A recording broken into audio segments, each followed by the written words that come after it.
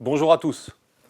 L'année 2022 fait l'objet d'un consensus assez large pour une croissance mondiale qui restera forte et des marchés financiers qui, malgré de nouveaux plus hauts, ne montrent pas de fragilité criante. Sur le plan économique, effectivement, nous considérons que 2022 a plutôt de quoi rassurer. La croissance aux États-Unis et en Europe est robuste et elle a encore du potentiel, comme par exemple le rattrapage des services qui n'ont pas véritablement rebondi dans les économies développées. Seule la Chine est aujourd'hui moins lisible et le gouvernement devra compenser les facteurs internes qui pèsent sur la croissance, qu'il a lui-même d'ailleurs déclenché pour des raisons politiques. Néanmoins, nous savons qu'il a les moyens financiers et la volonté politique, et donc un scénario très négatif est donc relativement improbable en Chine. L'inflation a été une inquiétude majeure sur le dernier trimestre de l'année et le restera probablement encore quelques mois. Nous pensons que nous entrons dans une période où les glissements d'inflation vont plafonner puis rebaisser à partir du deuxième trimestre de l'année. Le challenge pour les marchés financiers sera, premièrement, de ne pas trop réagir à de possibles chiffres d'inflation très forts qui feraient douter de ce scénario. Et puis, deuxièmement, de constater au cours de l'année que l'inflation baisse suffisamment et se rapproche des objectifs des banques centrales. Évidemment, tous les regards seront tournés vers les politiques monétaires. Les banques centrales doivent effectivement profiter de la fenêtre économique pour sortir des programmes mis en place pour la pandémie.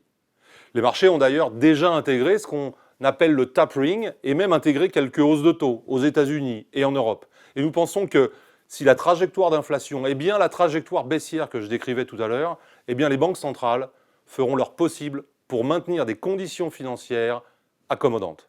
Les taux d'intérêt réels pourraient ainsi rester bas et on le sait, ce point est le soutien majeur à la valorisation des classes d'actifs risquées. Enfin, sur l'aspect sanitaire, il semble que le variant Omicron perturbera moyennement l'économie.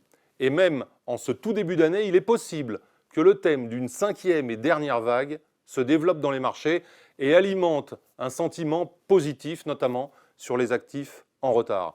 Ceci dit, ce scénario reste clairement à démontrer et il faut garder en tête que la situation sanitaire restera très difficile à prévoir au-delà de quelques mois. Dans ce contexte, voici les thématiques que nous souhaitons mettre en avant pour 2022, les actions, le crédit high beta et évidemment le l'ESG.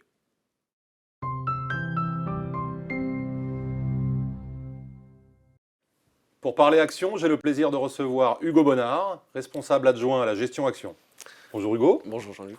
Alors, après les fortes progressions de 2021, est-ce que tu peux nous donner tes convictions sur le potentiel de 2022 ? Alors oui, en 2021, on a une belle progression des marchés actions et on pense qu'il y a toujours du potentiel pour 2022. Ce pour différentes raisons. Dans un premier temps, si on regarde la situation au niveau des chaînes d'approvisionnement, des prix de l'énergie et des contraintes en termes de pénurie de semi-conducteurs, on note une amélioration. Ensuite, si on regarde au niveau des indicateurs avancés macroéconomiques, donc les indicateurs avancés et les indices de surprise, on voit qu'il y a une amélioration, ce qui sous-entend une poursuite de l'activité économique. Cette activité sera d'ailleurs alimentée par de l'investissement, qu'il soit public ou privé, et cela va alimenter les marchés actions. Par ailleurs, on a l'emploi qui est le vecteur de la consommation, qui continuera d'être bien orienté en 2022 et à soutenir les marchés.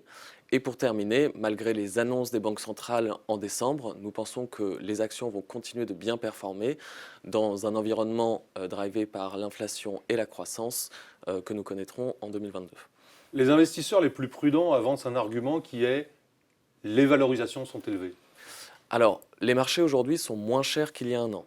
Si on regarde la progression des différents indices boursiers en 2021, les différentes progressions sont accompagnées de révisions à la hausse successives, des anticipations de résultats par les analystes. Cela a permis aux multiples de valorisation de retourner justement sur des niveaux plus attractifs. Le positionnement en termes de style a été très important en 2021, il va le rester en 2022. Quel positionnement préconises-tu sur ce point-là ? Alors, dans l'équipe action, on est plutôt constructif sur les marchés pour 2022, étant donné les valorisations, le potentiel de croissance de bénéfices et l'avantage des actions en termes de rendement. Pour les grandes capitalisations, en termes d'exposition géographique, nous sommes plutôt positionnés sur des valeurs européennes et japonaises par rapport aux États-Unis. Et en termes de positionnement en style, nous adoptons un positionnement plutôt croissance-qualité avec des entreprises ayant une bonne visibilité et adoptons aussi un biais value cyclique afin de naviguer dans l'environnement de marché actuel. Évidemment, au cours de l'année, nous adapterons notre positionnement en fonction des évolutions, dans un premier temps de la situation sanitaire. Elle reste quand même sur le devant de la scène aujourd'hui, mais également des évolutions en termes macroéconomiques et microéconomiques. Pour ce qui est des petites et moyennes capitalisations, nous sommes sortis d'une partie des valeurs que nous avions en portefeuille dites value, afin de nous repositionner sur des valeurs dites plus de croissance après raisonnable, et sommes positionnés pour 2022 sur des secteurs tels que l'automobile, les valeurs technologiques et l'aéronautique. Merci Hugo, c'est très clair et merci pour ton optimisme. Merci à toi.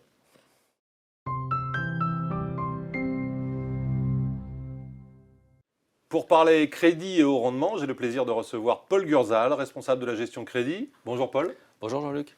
Est-ce qu'on peut commencer par faire un bilan du marché du crédit au lendemain de réunions importantes des banques centrales en décembre dernier? Les banques centrales ont indiqué ce qu'elles voulaient faire pour cette année, donc ce qui va réduire notamment le risque et l'incertitude.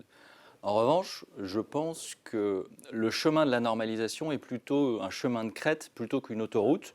C'est pour ça qu'on va favoriser les actifs européens au détriment des actifs US en raison de la flexibilité plus importante de la BCE vis-à-vis de la Fed. Paul, si on se concentre sur les différents marchés du haut rendement, est-ce que tu peux nous donner un peu plus de conviction là-dessus? Oui. Sur la partie high yield, on pense que les taux de défaut vont rester très bas, qu'ils vont se situer entre 1,5 et 2% quand on parle du high yield européen ou américain. Sur la partie émergente, on pense que les taux de défaut vont continuer à progresser, même s'ils sont sur des niveaux relativement élevés, en raison notamment de la problématique de l'immobilier chinois qui continue à peser sur le marché. En revanche, sur la partie bancaire européenne, on voit la situation très saine, encore une fois pour cette année, avec des niveaux de fonds propres très élevés, une qualité d'actifs très bonne également. Sur la partie plutôt investment grade, là, sur la BCE, on pense qu'elle va verdir son programme d'achat d'actifs cette année, ce qui va bénéficier aux obligations vertes et soutenables. On sait que les flux sont très importants dans la prévision d'un marché. Est-ce qu'on a de la visibilité sur les flux 2022? Oui, on pense que, notamment au premier trimestre, on va avoir beaucoup d'émetteurs, notamment sur la partie high yield, qui vont essayer de financer ou de refinancer de la dette, notamment en raison des activités de LBO qui sont très élevées historiquement, des dépenses de CAPEX à venir, d'investissement à venir très élevées, et les fusions-acquisitions qui sont en train également de retrouver des niveaux très élevés. Donc plutôt un facteur négatif. C'est plutôt négatif pour le marché. En parallèle, on ne voit pas non plus beaucoup, en tout cas beaucoup de flux d'investisseurs internationaux venir sur les marchés, en particulier US et européens, dans une année de normalisation monétaire. Sur la partie bancaire, c'est un primaire de remplacement, donc il y a moins cette difficulté-là entre l'offre et la demande de papier. Et il y a aussi quelque chose qui va être important, notamment au regard des montants achetés par la BCE, c'est la transition entre le PEPP et l'APP, qui pourrait apporter de la volatilité dans le marché. Sur les valorisations, tu parlais tout à l'heure de valorisation tendue. Est-ce que tu peux donner un peu de détails là-dessus? Sur la partie US notamment, on pense que les valorisations sont extrêmement tendues en raison de la compression qu'on a eue l'année dernière sur le simple B et le triple C aux États-Unis. On préfère nous recommander et acheter le double B et le simple B en Europe, notamment sur les secteurs cycliques dits de la réouverture qui peuvent profiter de l'environnement actuel. Sur la partie obligations subordonnées, on est aussi positif. On pense que sur les additionnels Tier 1, on peut retrouver les points bas de septembre dernier. Et pour les investisseurs les plus offensifs, on recommande toujours la partie high yield chinois, le best in class, le meilleur dans ce secteur-là, parce que les valorisations offertes aujourd'hui sont très attractives. Donc en résumé, tu es raisonnablement positif sur les subordonnés bancaires, sur le high yield euro, et puis un peu plus prudent sur l'investment grade, et puis sur le high yield américain. Tout à fait. Formidable. Merci Paul. Merci Jean-Luc.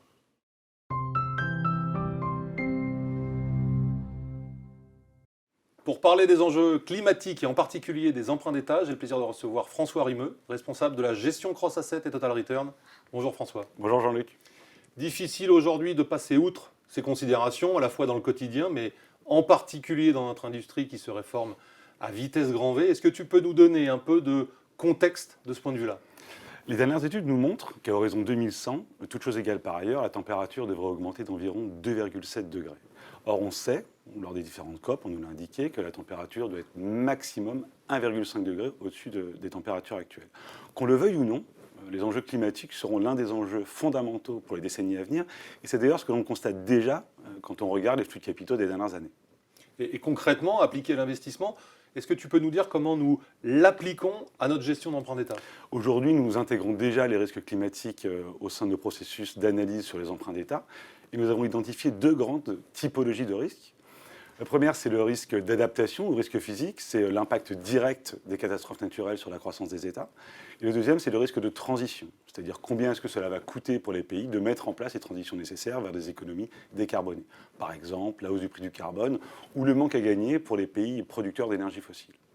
Nous avons ensuite développé des modèles propriétaires en interne pour estimer le risque sur chacun de ces États, et de très fortes disparités apparaissent en termes d'impact sur la croissance et donc en termes d'impact sur les notations. Et quand on dit impact à moyen terme, c'est bien avant 2100. Le résultat de ce process nous donne un choix pays qui ressemble à quoi aujourd'hui ? Quand on regarde les émissions de green bonds sur les souverains et les quasi-souverains, nul doute que 2022 sera encore bien supérieur à 2021. Pour mémoire, entre 2016 et 2021, les émissions sont passées de 16 milliards à 132 milliards. Ensuite, en ce qui concerne notre positionnement, nous allons naturellement continuer à favoriser les pays les mieux engagés dans la transition énergétique. Par exemple, la Suède, le Costa Rica ou encore la Croatie sont très bien positionnés aujourd'hui pour faire face à ces coûts. Et la France ? Et la France, bien sûr. Parfait. Merci beaucoup François. Merci Jean-Luc. En conclusion, l'inflation est le déterminant majeur pour l'année 2022. Les prévisions actuelles supposent que l'inflation retournera en fin d'année proche des cibles des banques centrales. C'est dans ce scénario que nous sommes confiants sur la performance des marchés d'actions, notamment grâce à la croissance des profits, et que nous considérons toujours le portage sur une partie du marché crédit que l'on appelle high beta comme étant intéressant. Si ce scénario est invalidé, alors il faudra être bien plus prudent sur nos investissements. Je termine évidemment en vous souhaitant à toutes et à tous, au nom de toute l'équipe de la Française AM, une belle et heureuse année 2022. Au revoir.